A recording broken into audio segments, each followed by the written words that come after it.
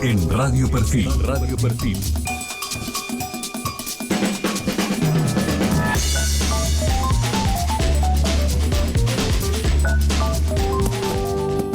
Cómo es mi suerte y al ser tan diferentes de mí, los días se alargaban con peleas vagas en la madrugada.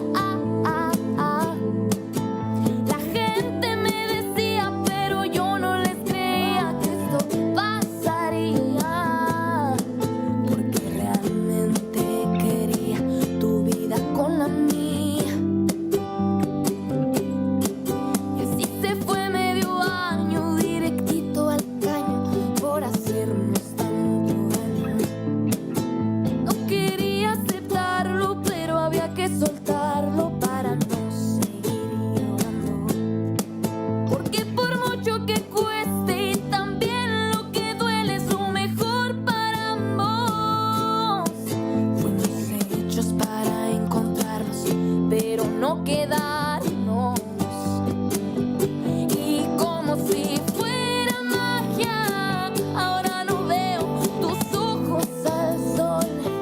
Muy buenos días, martes 11 de junio y ayer se cumplieron el día 183, se cumplieron los primeros 6 meses de gobierno, por eso decidimos introducir en la apertura de hoy como medio año de Montserrat Lara, una canción que narra el enamoramiento y desamoramiento de una pareja justamente al cumplir los 6 meses de relación, para preguntarnos si será este el destino de Javier Milei y el apoyo popular que todavía tiene a pesar de las dificultades en su gestión. Y titulamos la apertura de hoy día 184, un día después de los 6 meses, y nos preguntamos, ¿es una revolución cultural o un experimento caótico? Quien primero salió a hacer un balance respecto de estos 6 meses es uno de los cerebros en la sombra de la gestión libertaria. Me refiero a Federico Sturzenegger, quien aún no tiene cargo, pero fue el ideólogo de las estructuras fundamentales de este gobierno, legislativas por lo menos que pretendía este gobierno, el famoso DNU 70-2023 y la Ley Bases. Vamos a pedirle al locutor Elian López Caucero que por favor nos lea un fragmento del tuit de Sturzenegger celebrando los 6 meses. Se cumplen los primeros 6 meses del gobierno de Javier Milei y vale la pena detenernos un minuto, tomar perspectiva de los primeros pasos de su gobierno. ¿Qué es lo que podemos decir? Creo que hay mucho más de lo que se ve a simple vista. Obviamente no se puede empezar sin ponderar el superávit fiscal. Si hace un año hubiéramos dicho que el gobierno arrancaría con una baja del 30% en el gasto, hubiera sido hilarante por implausible. Pero acá estamos, es un logro extraordinario que es la garantía del ordenamiento macro. Pero igualmente extraordinario es el giro cultural que lo hace posible. El gasto público era una coartada para sostener una serie de gastos políticos. Voy a usar tu plata para ayudarte, te decían. Pero la realidad era que usaban tu plata para ayudarse a ellos mismos. Esa es la estafa más grande del discurso progre. Por eso el ajuste es popular, porque se entendió que es devolverle la plata a la gente. El no hay plata es no hay plata para que la política siga explotando, al tiempo que la AUH más tarjeta alimentar alcanzan máximos históricos. El giro es notable, pero es solo una parte de la interpelación. Tenemos el tema de la obra pública, bajó a cero casi. Mis colegas economistas dicen no es sostenible, pero Javier Milei dice ¿por qué? ¿Debe tomar un préstamo con el BID para hacer alcantarillado? Obvio que no. Miremos esto con una perspectiva nueva. Al final la obra pública era un mecanismo de transferencia de recursos de la nación a las provincias, otro más de los múltiples mecanismos que le servían al poder central para doblegar al federalismo. De financió obra a cambio de obediencia. Han sido 6 meses sorprendentes, pero no por el DNU 70 o la discusión de la Ley Bases, sino por el giro copernicano que el gobierno ha logrado darle al debate público. Mucho, considerando que es un gobierno que lleva tan solo 6 meses. Bueno, vamos a precisar sobre 2 términos que utiliza Sturzenegger. Primero, la revolución cultural y luego el cambio copernicano. Empecemos por el primero. El expresidente del Banco Central habla de cambio cultural. La gran revolución cultural proletaria, mejor conocida como la revolución cultural china, fue el movimiento llevado a cabo por Mao Zedong y la Banda de los Cuatro, conformada por dirigentes de alto nivel del Partido Comunista Chino, y tuvo lugar en 1966. Busca hacer un cambio de la cultura de la sociedad china, reestructurando la ciencia, la educación, la moral y las artes a partir de las ideas maoístas. De igual forma las humanidades se vieron influidas por la estructura política comunista. Tanto en la producción cultural de la época se reforzaron los ideales políticos y la imagen de Mao Zedong, lo cual se había debilitado tras el llamado del gran salto adelante, en el que habían muerto literalmente varias decenas de millones de chinos de hambre. La revolución cultural buscaba dar fin a las cuatro viejas costumbres, mentalidad, cultura y hábitos de las épocas de la dinastía, de las cuales para Mao tenían que ser superadas para llevar a la sociedad a una mejora. Lo anterior, junto con la eliminación de la influencia capitalista y el pensamiento burgués. Todo esto, entre comillas, planteado por el texto de la Revolución Cultural China. Estamos en la Argentina frente a una revolución cultural en sentido inverso, un fenómeno de características globales, por ejemplo. Los primeros 6 meses de Milei parecen ir desde ese extremo ideologizado, pero a la sensación de vivir un experimento caótico e incontrolado.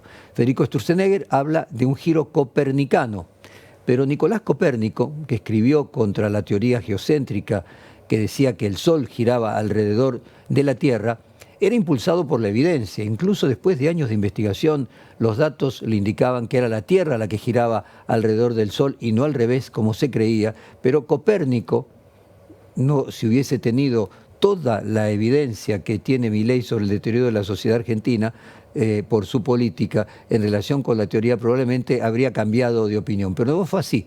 Copérnico duró mucho tiempo de su propio descubrimiento y solo después de la fuerte presión de un alumno se decidió a publicarlo. Milei no parece dudar de sus teorías como dudaba Copérnico antes de esbozarlas, y a pesar de que haya muchos datos que la contradicen. Más bien, lo de Milei y lo de la extrema derecha mundial es un giro anticopernicano, en el que la evidencia cada vez tiene menos peso frente al discurso libertario, que es motivado por las peores razones. Una apelación más a la emoción que a la razón, cuando el de Copérnico era, por el contrario, en contra de las emociones, de lo que dictaba el corazón, y a favor de la evidencia. Para ponernos en cuestión de este giro anticopernicano de los primeros 6 meses de Javier Milei, vamos a hacer un mínimo balance de los números. 6 meses, 180 días, la pobreza trepó del 41.7% que dejó el gobierno de Alberto Fernández al 55% en la actualidad. Esto es cerca de 14% más de la población argentina en estado de pobreza, es decir, casi 6,5 millones de personas, algo más de 1 millón de pobres nuevos cada mes en el que Milei estuvo gestionando este país, más de 200.000 nuevos pobres por día, y seguimos la cuenta, más de 10.000 nuevos pobres por hora. Esto es lo que da cuenta el dato proveniente del Observatorio de Deuda Social de la Universidad Católica Argentina, que solo contempla los primeros 3 meses de Milei. Probablemente este número sea más alto, porque a pesar de que la inflación ha bajado, los precios de la canasta básica que se utilizan para medir la pobreza han subido algo por encima del 70% en estos 6 meses, y como dijimos, los números somos solo de los primeros 4 meses.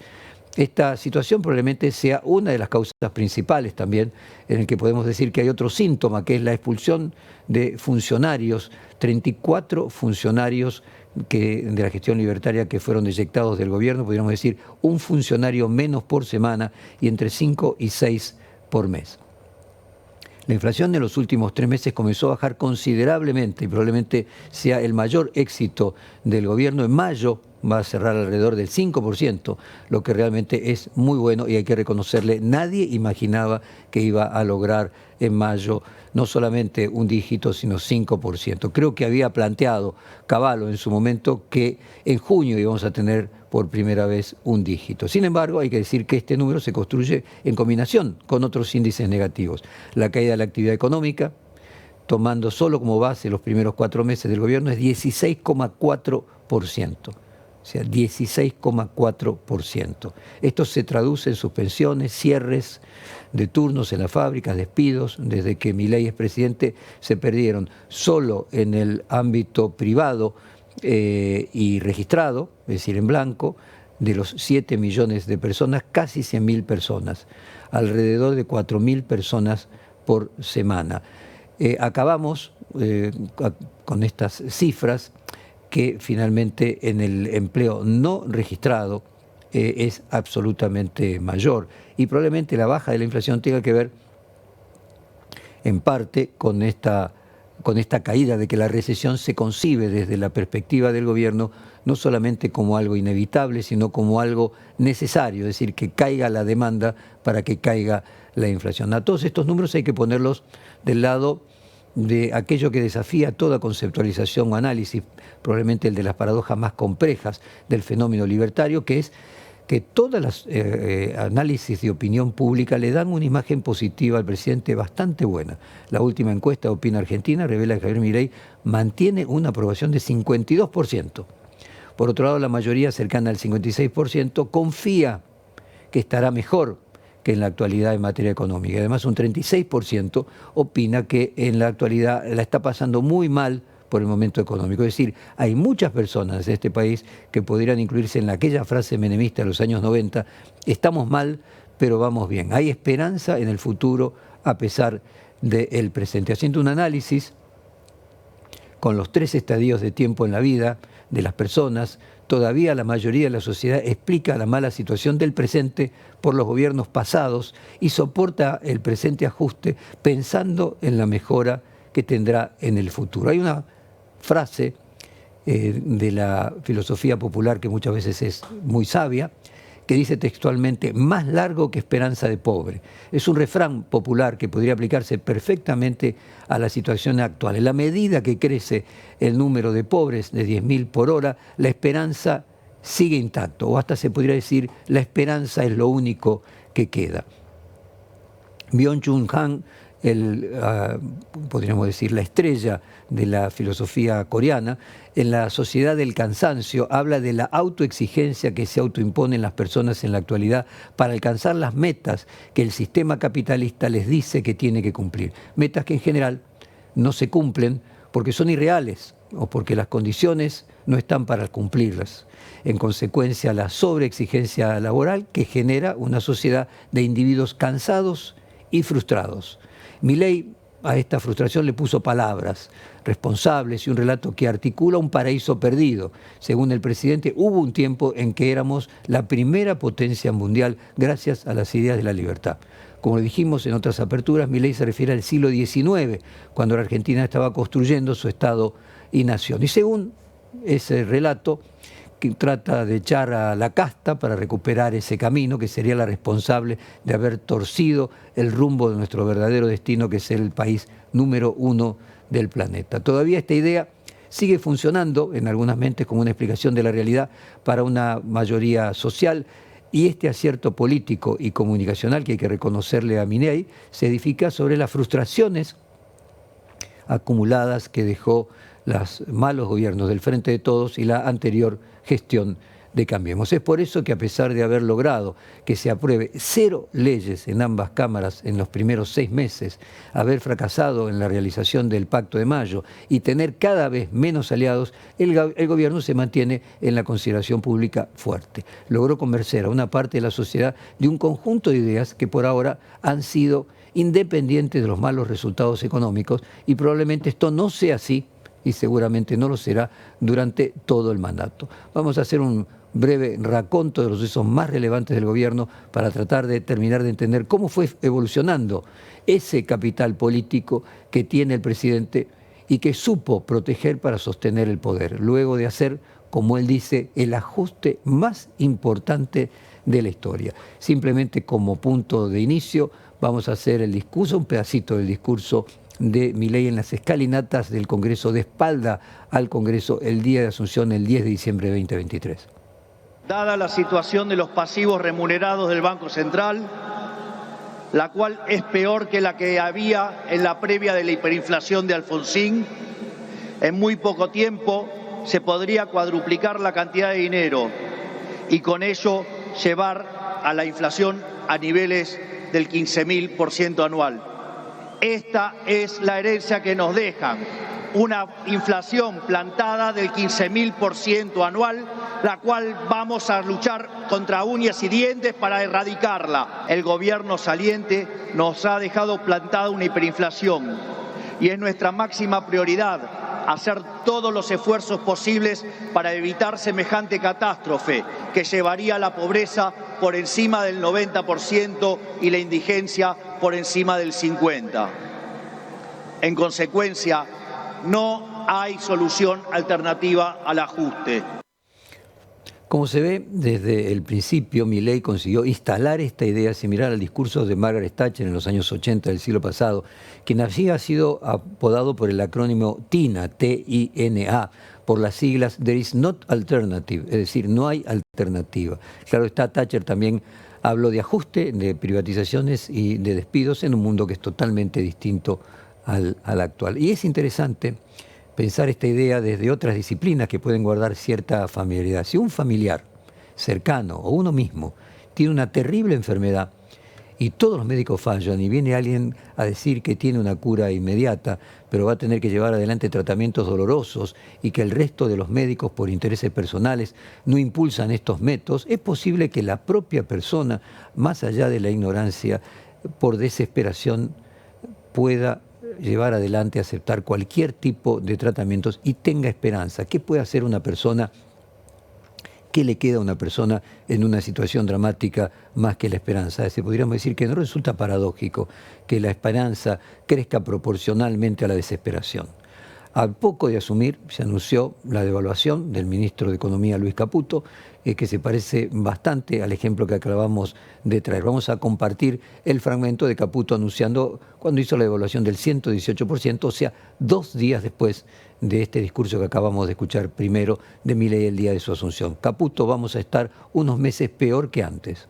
Además de la herencia que les he comunicado, estamos heredando lo que llamamos una inflación reprimida que ya se está destapando y que es consecuencia del rezago de la política monetaria ultra expansiva, como expliqué antes, de estos últimos 4 años y de los controles de precios que a la larga nunca funcionan.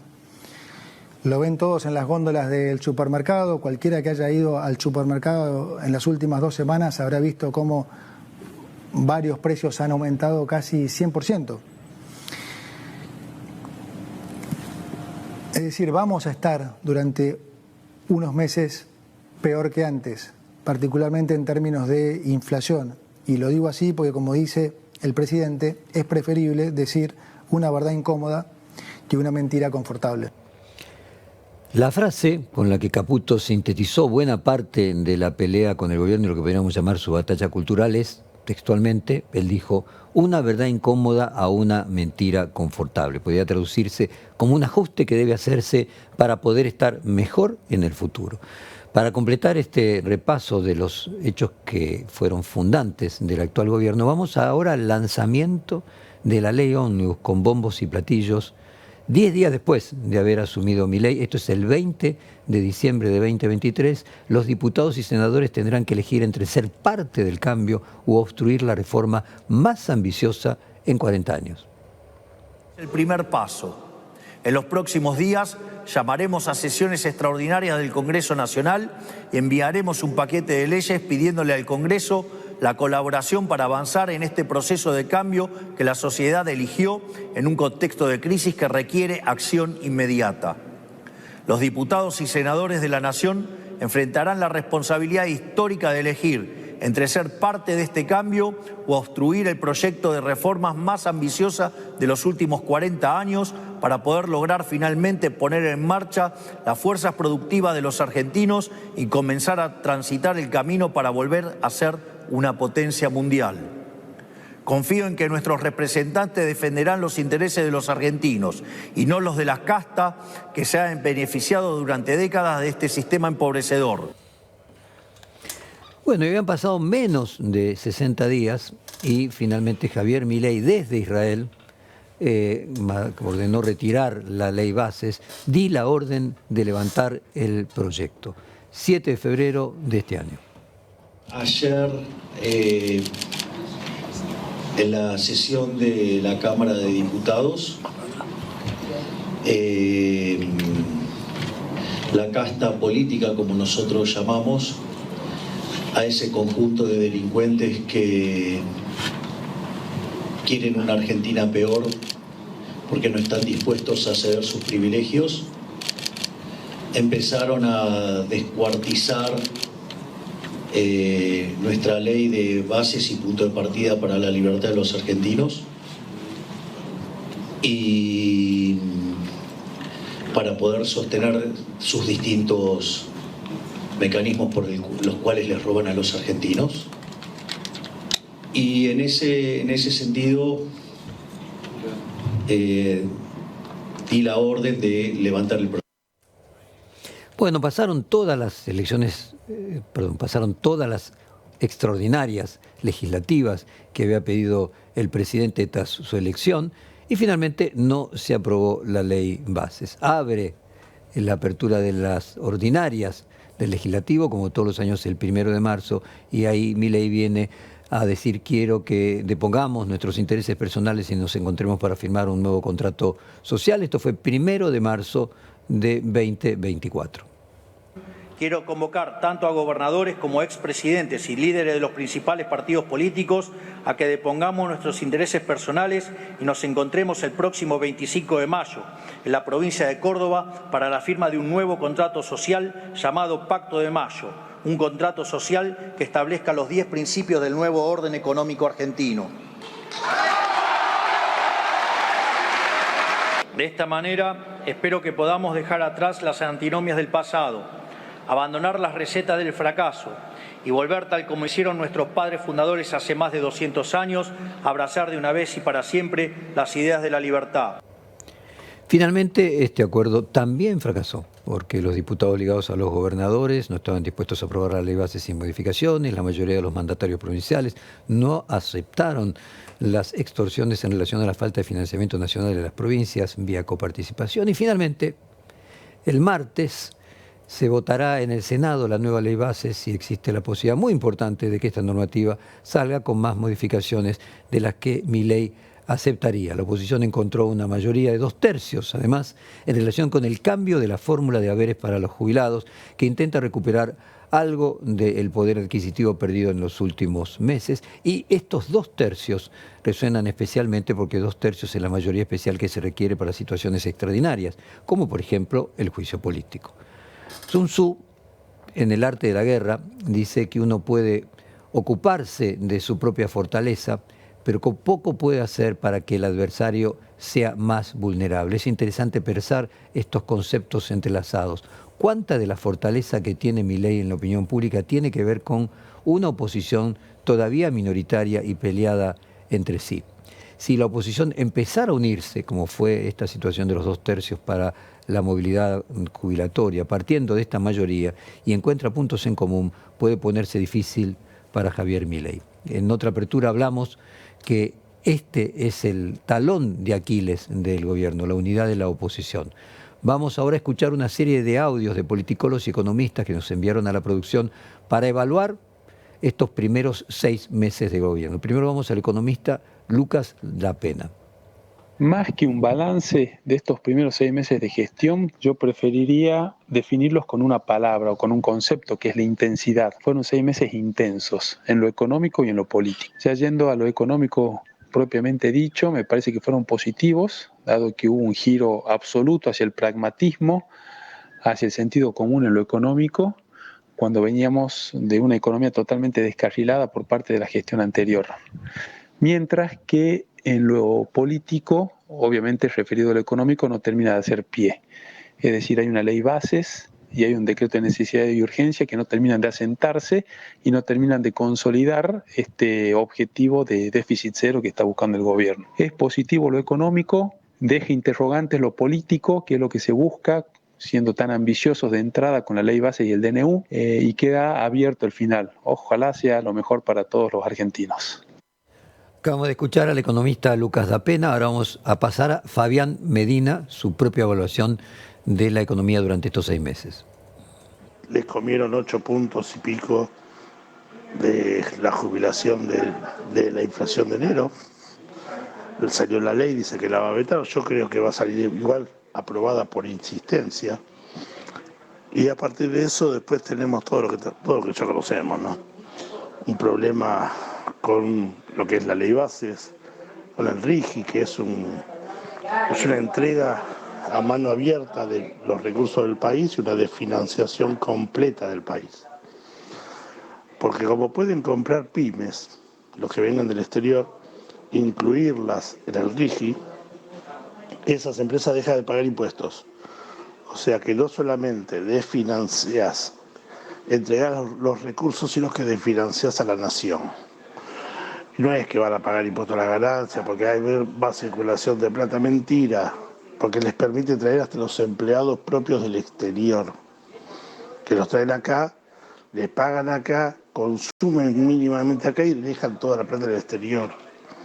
Estamos hablando de un esquema nefasto, porque a nivel previsional vos necesitas 4 activos por cada jubilado. Hoy tenemos 1,1 y en breve vas a tener menos de 1.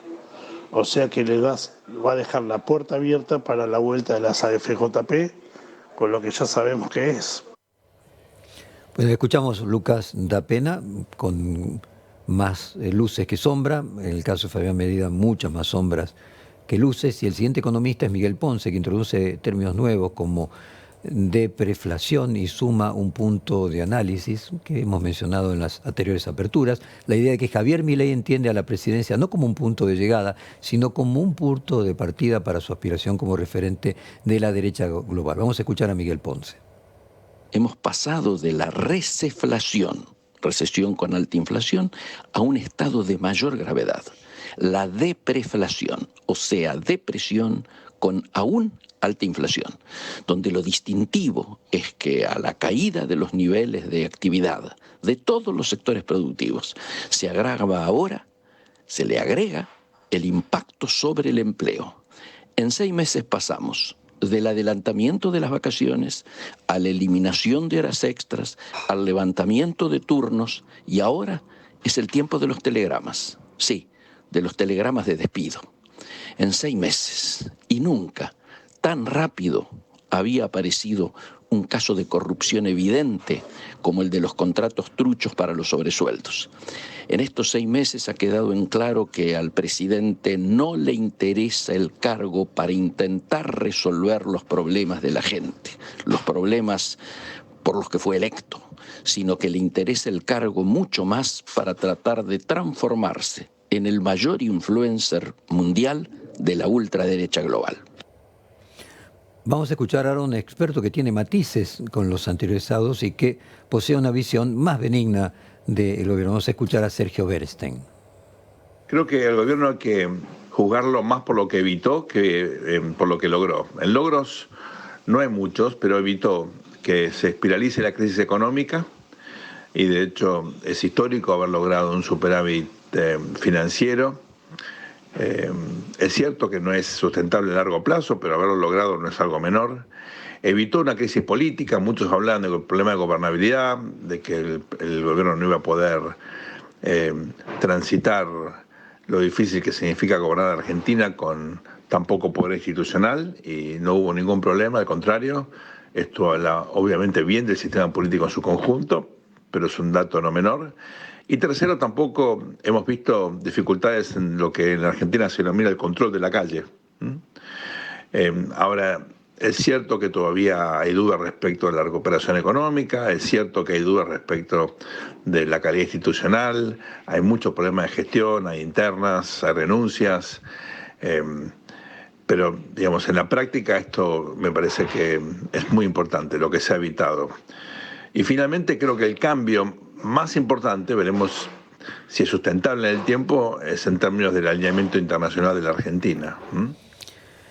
Es muy cierto lo dice Sergio Berestein, de que la sociedad argentina ha demostrado una paciencia democrática, porque a pesar de los resultados económicos negativos, la sociedad se mantiene dentro de los límites democráticos, la calle no ha sido explosiva, y esto puede significar que la oposición tienda a creer que no es el momento de producir una crisis al gobierno, y veremos cómo evoluciona también la opinión pública. Pero volvamos al tema, al ejemplo de Copérnico. Esperemos que la sociedad tome un poco ese ejemplo de Copérnico y empiece a mirar la realidad antes de seguir escuchando los discursos que buscan culpables a la situación económica y ofrecen por ahora pocas soluciones. La experiencia liberal libertaria tuvo un ejemplo que hemos contado aquí en este programa varias veces, que fue tapa de la revista Noticias y que yo entrevisté al autor del libro. Es una pequeña ciudad, un pueblo en realidad de New Hampshire, de un estado de Estados Unidos, que es uno de los estados más libertarios. Por ejemplo, para poner un ejemplo, es el único estado de Estados Unidos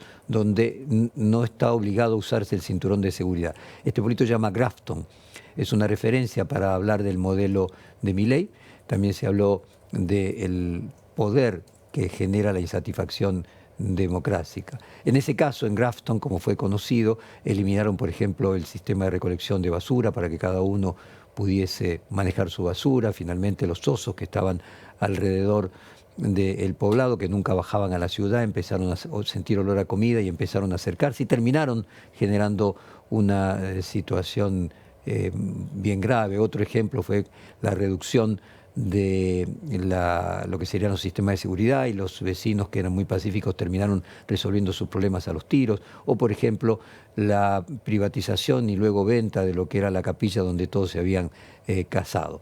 Según la definición clásica, experimento es un procedimiento controlado, el que se pone bajo prueba determinadas hipótesis, ya sea para comprobarlas o refutarlas, es decir, para determinar si son válidas o no. Los experimentos pueden tener objetivos muy distintos y obedecer a muy distintas metodologías, pero todos se proponen hacerlo en un ambiente controlado, en algún tipo de fenómeno de la realidad, para poder medir y controlar las variables que intervienen en él. Esto es textualmente, o sea, generalmente en un laboratorio. Segundamente, estos 6 meses demuestran que la realidad tiene una diferencia que la torna fascinante, su carácter incontrolable, un ámbito en el que necesita de aquella suma de la razón y pasiones de que los filósofos denominan inteligencia. Pasaron 6 meses y el tiempo nos dirá si este título que planteamos hoy, Revolución Cultural o Experimento Caótico, termina siendo una u otra. Por ahora nos despedimos con la misma canción que la que vimos esta apertura en el día de hoy, que hablaba del romance y la desazón de una pareja justo cuando se cumplían 6 meses de estar juntos. Los psicólogos con más experiencia en las relaciones interpersonales decían que el enamoramiento dura hasta 18 meses. Si así fuera, podríamos decir que al gobierno de Milei le queda todavía un año más antes de que se produzca esto que esta canción narra, que es la desazón a los 6 meses de estar en pareja. Escuchémosla.